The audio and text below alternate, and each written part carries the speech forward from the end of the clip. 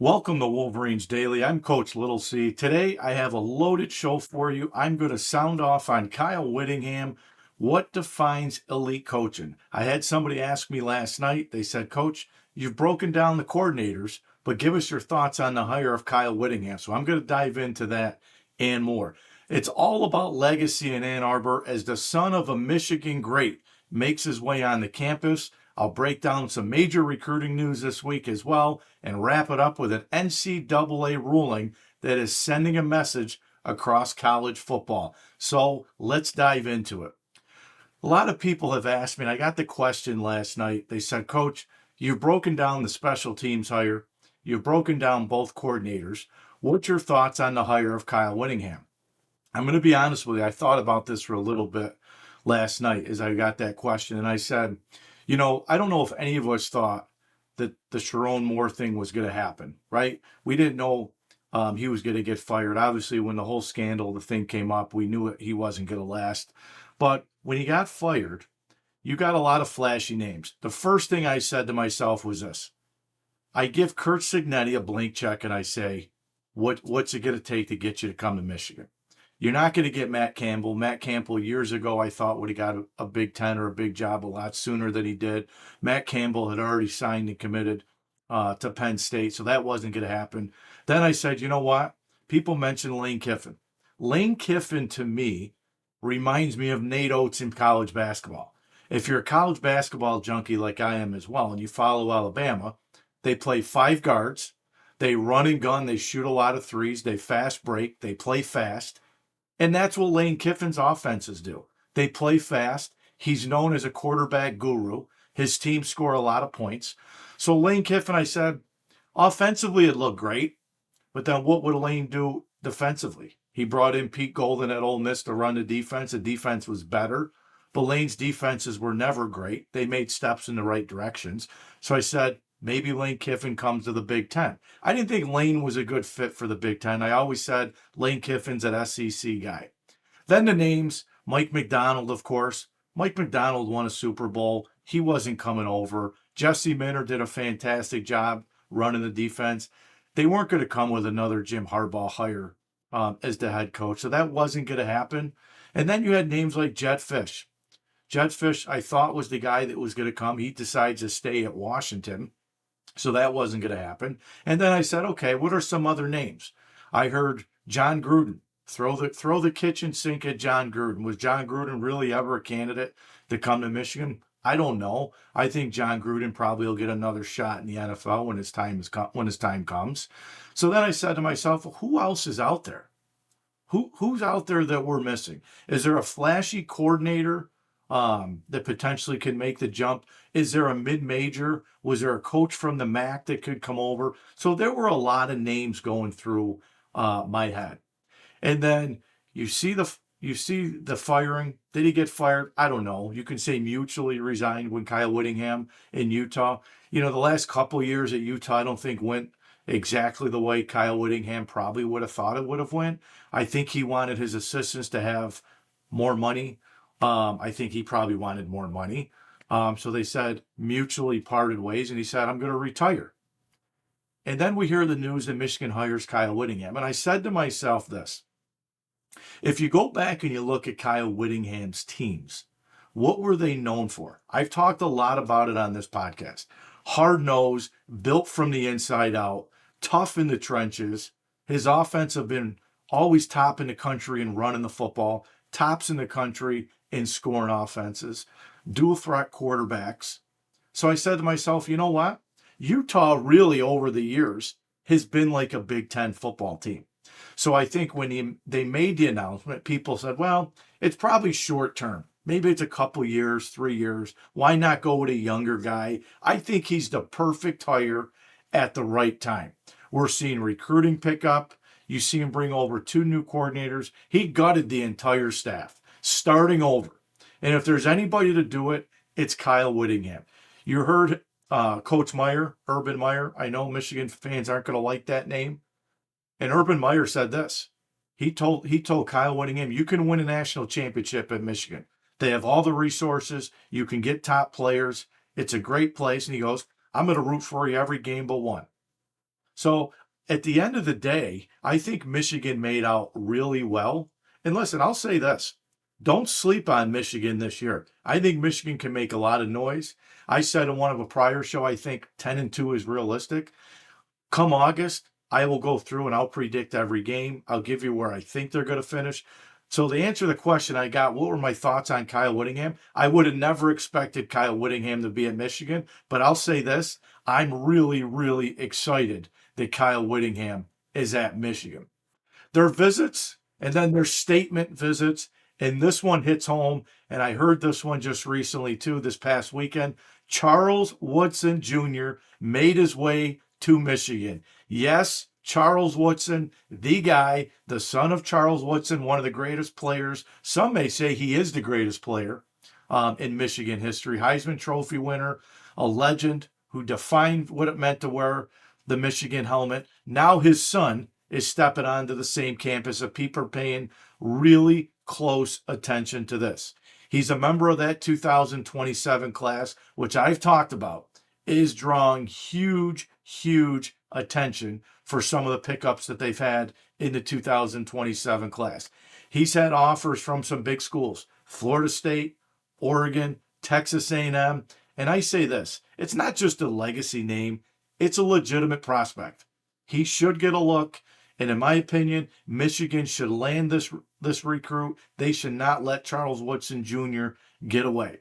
So when you look at the scouting report, people are going to say, well, they're going to bring him in just because he's Charles Woodson's son. No, not the case. He's a smart player, instinctive safety, plays downhill with confidence, good angles in the run game. He's also another guy that can play in the box, that can really, really help against the run, and he can cover guys out of the backfield.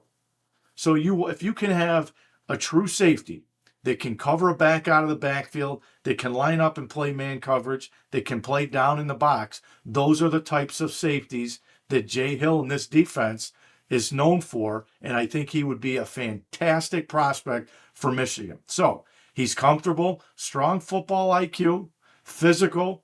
He's going to continue to get bigger. He's going to continue to get quicker. And let's be real, the bloodline does matter. He's grown up around greatness. He understands the standard to play at Michigan, because when you combine the pedigree with talent and you get a player like that on campus, you're not just hosting a recruit, you're potentially building the next chapter and maybe another legacy of a true Michigan great. And that would be a huge recruiting win for Michigan. And that's history coming full circle. And it'd be great to see another Woodson in there for Michigan. So Michigan moves on, and they might have just made another major move on the recruiting trail. And it came with one visit. 4-star offensive lineman Jackson Roper, one of the top prospects in the state of Colorado, a national name to watch in that 2027 class, made his trip to Ann Arbor and clearly left a mark. And it wasn't just about football. That connection between the program and the community, the support, he talked about the city, he talked about the atmosphere, he talked about the culture. That's identity. And if there's one thing from listening to this podcast with me daily here on Wolverines Daily, I've talked a lot about chemistry. I've talked a lot about the communication. I've talked a lot about what it means to be part of a family, and that culture is shifting in the right direction. And that is one thing that will sell the recruits. That's an identity that Kyle Whittingham and this staff is building. Now, where the visit really hits in the trenches, because this wasn't the first time seeing offensive line coach Jim Harding work. It was the first time seeing him at Michigan. And the takeaway is this: respect, confidence, fit, and Roper didn't just like what he saw. He believed in Coach Harding's track record, and he believes in how he teaches. And maybe most importantly is this: he believes in the system. He believes in a system where he has the capability to reach his full potential. At the end of the day, reach your full potential. Michigan has produced a lot of offensive linemen at the next level, because O-line recruits aren't just picking a school, they're picking development. They're picking coaching. They're picking where they can become the best version of themselves. And at the end of the day, if they want to play it on Sundays and they believe in the system and they believe in the coaching staff, that all those dreams slowly become a reality. Some of the schools, Ohio State, Colorado, Oregon, Texas A&M, USC, that's elite company. So at the end of the day, Michigan continues to build momentum with this 2027 class. They made a strong impression. Now the question is this: can they turn a commitment into a prospect and flip them to where all that other interest and all that other attention elsewhere, get them on campus and let's close the deal and keep building in this 2027 class. One of the most respected and longest tenured coaches in college football is at the center of a major NCAA ruling, and it's sending a message across the sport. Kirk Ferentz, the Iowa football coach in this program, was hit with some penalties for tampering violations that dated back to November of 2022. According to the NCAA, and I'm going to quote, Coach Ferentz and assistant coach John Bootmeyer had impermissible contact with a player who was still enrolled at another school because he officially entered the transfer portal, and we're not talking about a one-time slip. The NCAA, and I'm quoting this, outlined 13 phone calls, multiple messages, and even a direct conversation between Coach Ferentz and the player where he reportedly assured him he'd have a home at Iowa. That's where things crossed the line. Now, the penalties, they're significant. Iowa must vacate 4 wins from the 23 season, games in which that player participated. On top of that, there's a $25,000 fine, recruiting restrictions, reduced recruiting days, prior suspensions have already been served by both Ferentz and Bootmeyer. But let's be honest, the headline here isn't the vacated wins, because that's the part that hits the program's record. It's legacy, it's the perception. Coach Ferentz did not shy away from the situation. He admitted the mistake. He reached out earlier and said, the program has been transparent throughout the entire process. But he also made it very clear. He believes the punishment, especially vacating wins, is overly harsh. Because in today's college football landscape, you have the transfer portal, NIL, constant movement. The line between recruiting and tampering is thinner than ever. I'll say this, and people can agree to disagree all they want with this. He's probably not the only coach that this has happened with. It probably happens all over the country in college football. All over. So what's this do to Coach Ferentz's legacy? Does it put an asterisk by it? I don't know. Call it what you want.